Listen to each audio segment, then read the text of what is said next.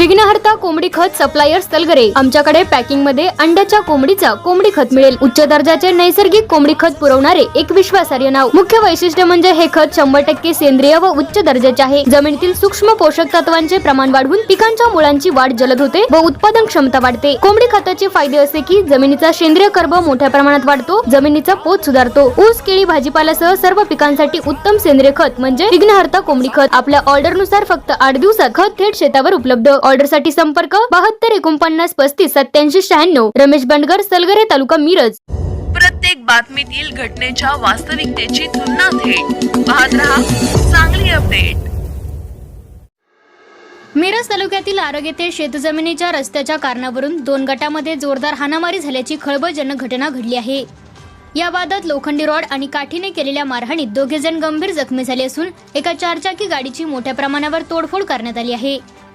या घटनेची नोंद मिरज ग्रामीण पोलिसात झाली असून पोलीस अधिक तपास करत आहेत।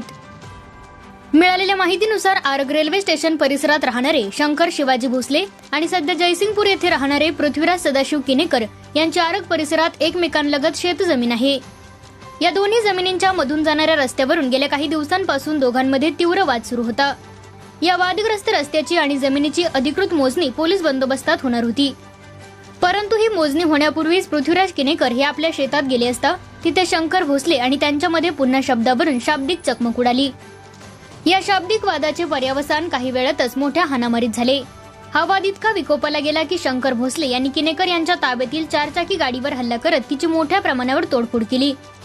एवढेच नव्हे तर भोसले यांनी पृथ्वीराज किनेकर यांच्या डोक्यात काठीने गंभीर वार केले।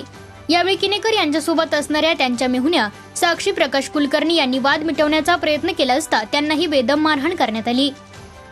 या भीषण हल्ल्यात पृथ्वीराज किनेकर आणि साक्षी कुलकर्णी हे दोघेही गंभीर जखमी झाले असून त्यांच्यावर रुग्णालयात उपचार सुरू आहेत।